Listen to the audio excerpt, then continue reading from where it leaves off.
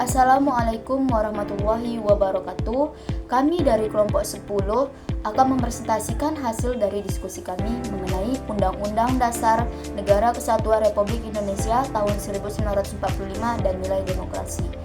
Nah, sebelumnya yang saya hormati dosen pengampu mata kuliah kewarganegaraan yaitu Bapak Syafrizal, SSI, MSI. Sebelum kami mempresentasikan hasil dari diskusi kami, izinkan kami memperkenalkan diri terlebih dahulu. Perkenalkan, saya Rahmarani dan rekan saya ada Rini Abda, ada Intan Sabila, ada Mas Doarni, ada Najla Uswatun Hasanah, dan ada Mas Yani.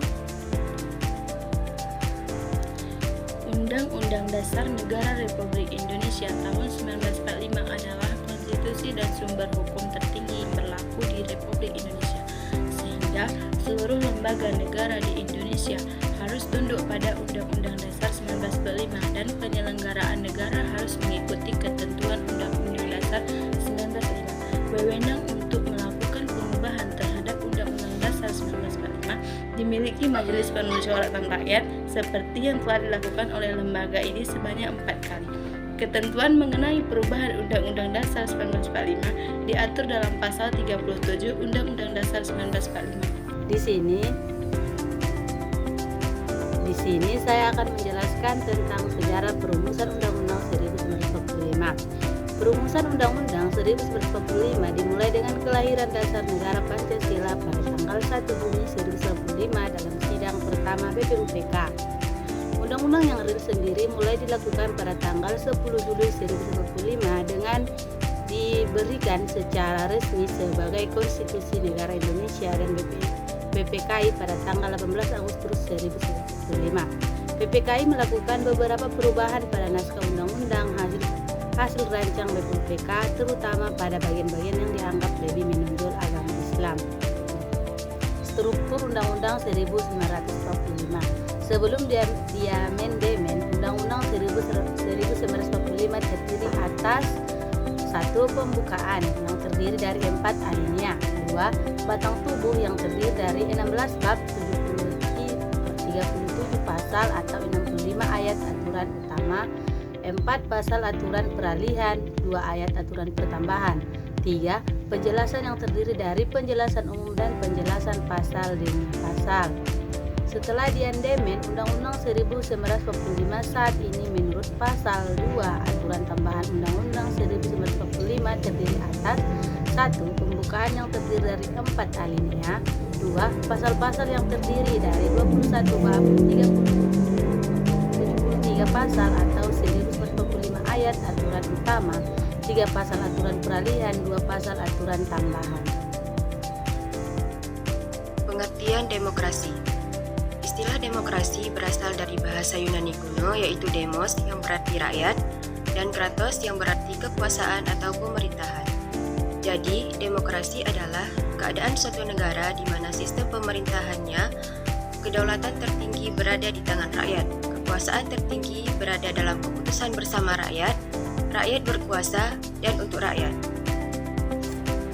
Pengertian demokrasi menurut beberapa para ahli. Yang pertama itu ada Abraham Lincoln, Presiden Amerika Serikat ke-16.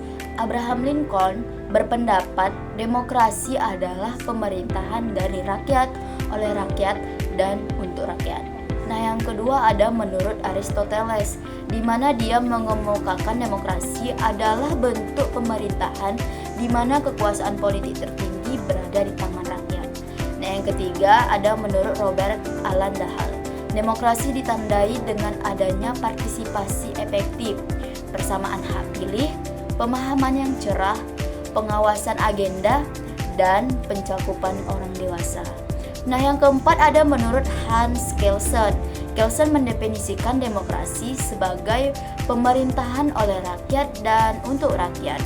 Nah, yang kelima ada Joseph Schumpeter.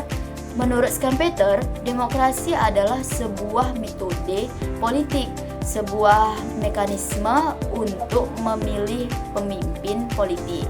Nah, yang keenam ada Sidney Hope.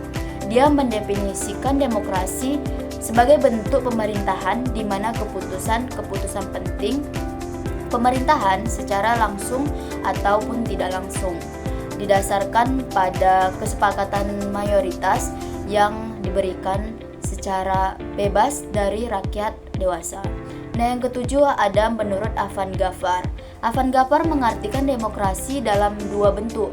Yang pertama yaitu pemaknaan secara normatif atau demokrasi normatif, dan yang kedua ada empirik atau demokrasi empirik. Nilai-nilai demokrasi.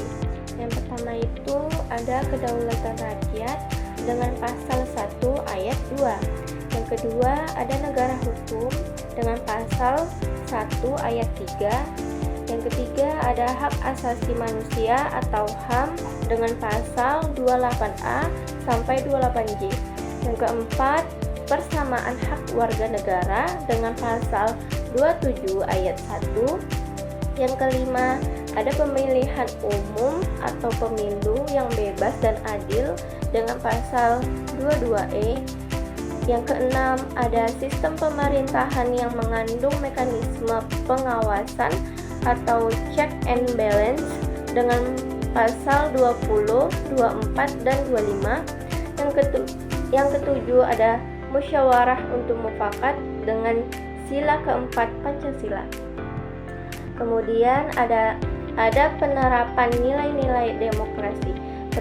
Penerapan nilai-nilai demokrasi ini terbagi menjadi dua.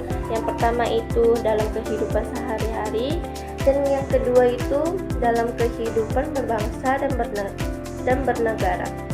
Yang pertama, penerapan nilai-nilai demokrasi dalam kehidupan sehari-hari itu seperti toleransi dan menghargai perbedaan, musyawarah untuk mufakat, partisipasi aktif warga, dan menjunjung hukum dan aturan.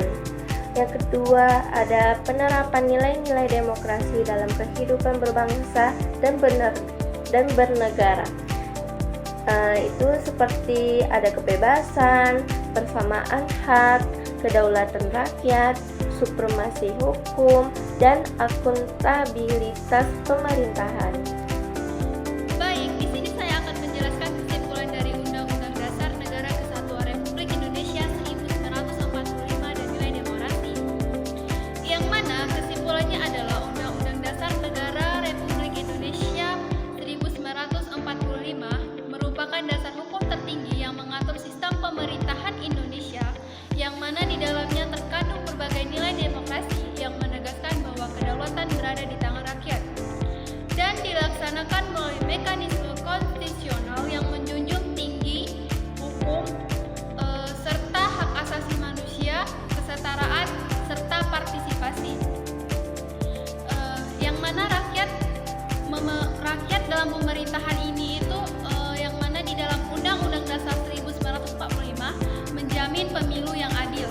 Nah, pembagian kekuasaan serta musyawarah dalam pengambilan keputusannya itu yang mencerminkan cita-cita demokrasi yang berakar pada nilai-nilai Pancasila. Pemirsa, ribuan mahasiswa dan koalisi masyarakat sipil menggelar aksi unjuk rasa bertajuk Indonesia Gelap di sejumlah daerah. Pada Senin kemarin, menanggapi aksi ini, pemerintah menyebut Indonesia dalam kondisi baik-baik saja.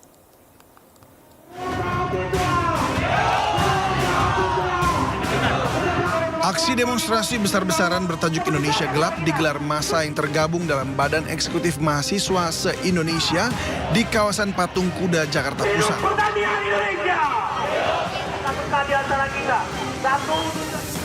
Aksi unjuk rasa berlangsung hingga Senin malam karena massa menunggu perwakilan dari pemerintah untuk menemui mereka. Dalam aksi unjuk rasa ini ada 13 tuntutan yang disampaikan mahasiswa. Salah satunya meminta Presiden Prabowo mencabut instruksi Presiden nomor 1 tahun 2025 terkait efisiensi anggaran. Tak hanya di Jakarta, aksi serupa juga digelar di Surabaya, Jawa Timur. Aksi ini bahkan sempat diwarnai kericuhan. Peristiwa bermula saat mahasiswa membakar keranda dan ban bekas, namun langsung dipadamkan pihak kepolisian. Tak terima, mahasiswa pun meluapkan emosinya dengan melempari petugas menggunakan botol air mineral. Aksi Indonesia Gelap berawal dari slogan yang digunakan warganet di media sosial saat menyoroti kebijakan pemerintah yang dinilai bermasalah. Pemerintah pun buka suara menanggapi tagar Indonesia Gelap yang digaungkan. Menteri Sekretaris Negara Prasetyo Hadi menyebut kondisi Indonesia saat ini baik-baik saja dan pemerintah terus mencari solusi atas masalah yang ada. Tagar Indonesia Gelap dalam demonstrasi kemarin itu tanggapan dari pemerintah seperti apa, Mas? Itu inilah. Ya, namanya kebebasan berekspresi, tapi tolong sekali lagi ya jangan membelokkan apa yang sebenarnya tidak seperti itu kan gitu. Mana nggak ada Indonesia Gelap. Kita akan menyongsong Indonesia bangkit. Meski diwarnai penolakan dan gelombang aksi unjuk rasa, pemerintah menegaskan tak akan membatalkan kebijakan efisiensi anggaran. Pasalnya efisiensi dilakukan pada kegiatan dan program yang dinilai tak produktif. Tim Liputan iNews melaporkan. Ada 13 tuntutan yang digaungkan mahasiswa dalam aksi Indonesia Gelap terkait program dan kebijakan pemerintah yang dianggap meresahkan masyarakat. Di antara 13 tuntutan tersebut, diantaranya ciptakan pendidikan gratis serta batalkan pemangkasan anggaran pendidikan. Cabut proyek strategis nasional, wujudkan reforma agraria sejati. Tolak revisi Undang-Undang Minerba, hapuskan multifungsi ABRI. Sahkan rancangan Undang-Undang Masyarakat Adat. Cabut instruksi Presiden nomor 1 tahun 2025 yang dinilai sebagai ancaman terhadap kepentingan rakyat seperti pendidikan dan kesehatan. Evaluasi total program makan bergizi gratis, realisasikan anggaran tunjangan kinerja dosen, mendesak Presiden mengeluarkan peraturan pemerintah pengganti Undang-Undang Perampasan Aset, menolak revisi Undang-Undang TNI, Polri, dan Kejaksaan, efisiensi dan rombak Kabinet Merah Putih, menolak revisi Peraturan Dewan Perwakilan Rakyat tentang tata tertib, dan reformasi Kepolisian Republik Indonesia.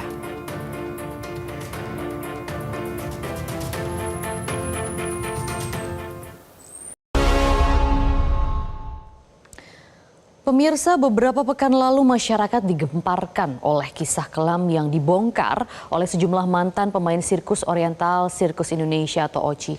Mereka mengaku mendapat perlakuan buruk selama menjadi pemain sirkus. Lalu apa itu OCI dan apakah ada hubungannya dengan Taman Safari Indonesia?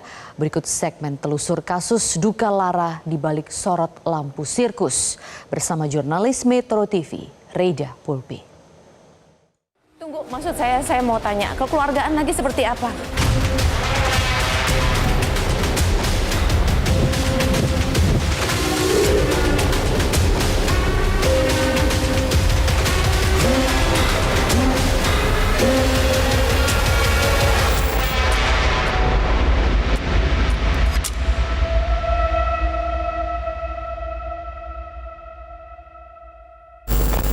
Di balik gemerlap lampu sorot oriental Sirkus Indonesia yang menghibur masyarakat, ternyata ada kisah kelam di baliknya yang baru saja dibuka oleh para mantan pemain sirkus. Mereka mendapatkan kekerasan seksual, dipukul, hingga disiksa di usia yang sangat muda. Meskipun tentu saja hal ini langsung ditolak atau dibantah mentah-mentah oleh pihak OCI. Lalu bagaimana kelanjutan dari kasus ini? Ikuti penelusuran kami. Beberapa pekan lalu, masyarakat digemparkan oleh kisah kelam yang dibongkar oleh sejumlah mantan pemain sirkus oriental Sirkus Indonesia atau OCI.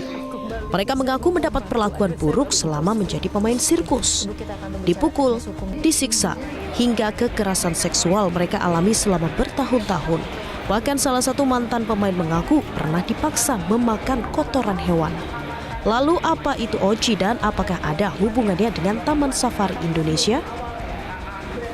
Kisah berdirinya OCI berawal dari tahun 1950-an. Saat itu Hadi Manansang dan 3 anaknya ini menyajikan atraksi sirkus jalanan. Kemudian pada tahun 1963 hingga 1964 mereka membentuk ada bintang akrobat dan gadis plastik. Kemudian barulah pada tahun 1967 OCI ini diluncurkan. Nah, OCI ini juga menampilkan atraksi-atraksi yang melibatkan hewan seperti gajah. Kemudian pada tahun 1981, anak-anak Hadi Manansang, ada Jensen dan Frans Manansang serta Tony Sumampau ini berperan dalam rencana pendirian Taman Safari Indonesia Hingga akhirnya pada tahun 1986, tepatnya pada bulan April, Taman Safari Indonesia ini dibuka di Cisarua, Bogor. Tapi para pendiri Taman Safari Indonesia ini membantah bahwa OCI ada hubungannya dengan Taman Safari Indonesia.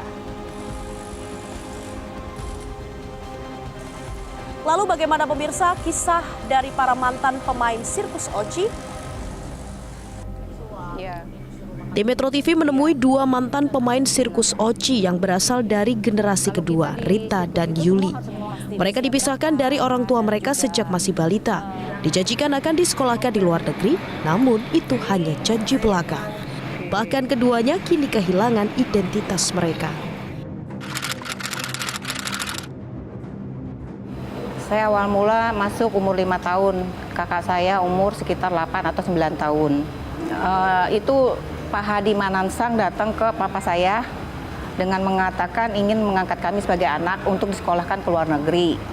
Namanya papa saya orang miskin, mungkin begitu mendengar anaknya mau disekolahkan ke luar negeri sangat berantusias gitu. Tapi kenyataannya kami dibawa ke sebuah rumah di Balikpapan, Jalan Balikpapan Petojo itu, Jakarta. Di situ kami udah mulai dilatih. Kami tidak disekolahkan. Sekolah itu kita di lingkungan sirkus, terus itu hanya dengan karyawan. Gurunya tuh karyawan sendiri. Diajari apa saja berarti? Cuma calistung. Saya asal mula masuk itu tahun 78. 78 saya berusia 3 tahun. Kenapa saya bisa ingat 3 tahun? Karena di situ banyak senior-senior saya. Dan awal mula saya diambil, mungkin seingat saya itu dari orang tua saya. Karena saya cuma hanya bisa teriak, nangis. Suatu saat saya bisa keceplosan manggil mama. Nah, di situ saya dibujuk. 1 balon, 1 cupa-cup. Itu yang mengambil saya adalah istrinya dari Tony Sumampau. Nah, setelah saya dari naik kereta dari rumah itu, sampailah tiba di Pondok Indah. Dari Pondok Indah, saya dilatih, latihan dasar. Enggak berapa lama, langsung saya dibawa oleh suami istri, yang tadi istrinya Ibu Yani atau Cilian Hung, dan suaminya adalah Tony Sumampau, dibawa ke Oriental Circus untuk beratraksi. Ya, perlakuan seperti pemukulan itu dalam latihan itu udah makanan buat kami setiap hari-hari. Badan saya yang selalu mungil pakai bakyak, bayangin bakyak lelaki di zaman dulu. Yang perempuan aja udah sakit, itu bakyak besar, itu selalu menimpuk. Dan disuruh ambil, ketok. Kami latihan tuh selalu benjol-benjol. Mungkin karena saya masih kecil, selalu diincer belakang, pantat, supaya nanti saya show pakai baju tidak kelihatan luka itu. Frans itu melakukan kekerasan saya main akrobat bareng berdua sama dia, yang lempar, 1 orang lempar, ya dia lempar bener, saya di bawah. Dia lempar bener, saya di bawah, dan saya harus tap lagi. Dan Frans tuh sambil melakukan itu dengan sambil tersenyum, saya ingat. Sementara saya udah masih keleyang, kepala langsung jeduk. 3 tahun saya di situ, sekitar 6-7 tahun. Ya, kerasan itu semakin keras, semakin gede kita semakin parah pukulan. Kalau makan emang disediakan sama mereka, tapi itu berupa nasi bungkus. Kalau untuk yang kecil-kecil 2 bungkus bertiga, gitu. Nah kalau misalkan gaji kita nggak pernah nerima. Terus di usia kita udah remaja itu dapat uang sabun Rp5.000 per bulan, itu aja. Kalau baju setahun sekali, misalkan hari Natal gitu kita baru diberikan baju. Dan kita nggak ada istirahat. Bagaimana mau sakit istirahat? Saya benjol babak belur aja seru show, kalau nggak digebukin. Contoh 1, kami kelaparan Pak, Mbak. Kami kelaparan dan kami sering terjadi kelaparan. Kenapa? Tenaga kami yang terlalu dibuang, kami hanya makan 3 kali dan itu porsi 1 dijatahkan. Kedua, saya pernah mencuri Mbak, roti gajah. Roti buat makan gajah. Roti buat makan gajah. Kita bahasa itu roti bantal ya. Nah, itu saya ingat banget, pegawainya namanya Murni. Dia mengadukan saya suka nyuri tuh sama Vivi. Lapar Mbak. Ketahuan, di ngaduin sama pegawai itu. Ya kalau misalkan akhirnya kami disiksa. untuk jajanan juga kan kita kan nggak pernah dibelikan ya. Kita cuma bisa mengutin dari kolong-kolong tribun. Iya. Ketika tahun 86 saya mencoba kabur. Saya berdua sama teman saya mencoba kabur. Begitu kita baru lompatin pagar, itu kaki saya ditarik sama si Fran, ditarik lagi, dimasukin ke dalam sebuah mobil, itu tempat tidur kita, tempat kita berganti pakaian. Saya dipukulin di situ. Bahkan ya sempat ada penganiayaan seperti pelecehan di situ. Saya di OCI sampai usia sekitar 18 atau 19. Saya keluar itu tahun 89-an. Keluarnya kan saya 87 saya nikah. Karena kan kakak saya udah duluan nikah tahun 86. Jadi saya ikutin jejak kakak saya. Kakak saya nikah dengan sesama pemain sirkus, saya juga ikutin. Dengan begitu saya baru bisa keluar. Pokoknya kita yang di situ, yang di sirkus itu seperti itu baru bisa keluar gitu loh. Kabur karena saya udah nggak sanggup. Sebelum kabur itu terjadi, saya minta tolong sama karyawan, berbaik hati minta jadikan saya keluarga. Saya pengen kabur. Bisa akhirnya? Enggak, karena karyawan juga kita nggak boleh bergaul dan itu juga takut. Akhirnya kita, ya intinya kita berusaha untuk mengemis-ngemis rasa kasihan sama karyawan untuk menjadikan saya keluarga di bagiannya supaya, karena kita tahu mereka punya keluarga, punya rumah. Karyawan saat itu juga nggak bisa apa-apa? Nggak bisa. Posisinya di Medan kalau nggak salah ya, lupa inget. Intinya saya udah nggak inget tahunnya, pasti saya udah merasa kebahagiaannya luar biasa. Setelah kabur kemana? Ya kabur melanglang buana yang nggak jelas, jujur. Namun pihak OCI membantah semua tuduhan para ex-pemain sirkus mereka, termasuk soal tuduhan memisahkan mereka dengan orang tua mereka saat masih kecil. Jadi Pak Hadi almarhum itu pastinya diserahkan dari orang tuanya. Itu tidak mungkin, setahu saya ya. Yang saya tahu Pak Hadi itu tidak pernah ambil dari maksa dari orang tuanya, itu tanpa sepengetahuan dari orang tuanya, pasti begitu. Ya, semua atas keinginan dari pihak keluarga masing-masing. Sebenarnya kasus ini bukanlah baru pertama kali mencuat. Pada tahun 1997, para ex-pemain sirkus OCI sudah melaporkan kekerasan yang mereka alami kepada Komnas HAM. Namun tak ada kelanjutannya. Kalau rekomendasi kan dulu sudah pernah dikeluarkan oleh Komnas HAM. Nah, untuk yang pertemuan sekarang kami sifatnya baru menampung dulu. Belum. Karena kan para pengacara korban sebenarnya kan lebih meminta data-data pada waktu dulu dilakukan investigasi. Dan data-datanya seperti apa, siapa saksi-saksi yang diperiksa dan lain sebagainya. Jadi kita akan mengupayakan mengikuti saran beliau, tapi kita masih menunggu Pak Hamdan Zulfa kembali dari luar. Karena beliau yang lebih tahu. Pada saat rekomendasi pertama keluar dari Komnas HAM dulu tahun 97, beliau yang lebih benar-benar sebagai pelaku-pelakunya pada saat itu. Namun para pemain OCI menegaskan mereka menolak keras penyelesaian masalah secara kekeluargaan. Tunggu, maksud saya mau tanya, kekeluargaan lagi seperti apa? Seperti apa dulu? Karena 97 nggak ada. Iya, itu saya udah nggak percaya Mbak. Udah terlalu banyak berkelit mereka itu. Hingga kini perseteruan antara ex-pemain sirkus OCI dan pihak OCI masih berlangsung. Pemerintah ikut menengahi dan berusaha mencari jalan keluar terbaik bagi kedua pihak. Perseteruan ini masih menyita atensi publik hingga kini, bahkan banyak pihak yang terlibat di dalamnya. Kalau menurut Anda pemirsa, bagaimana jalan keluar dari kasus ini?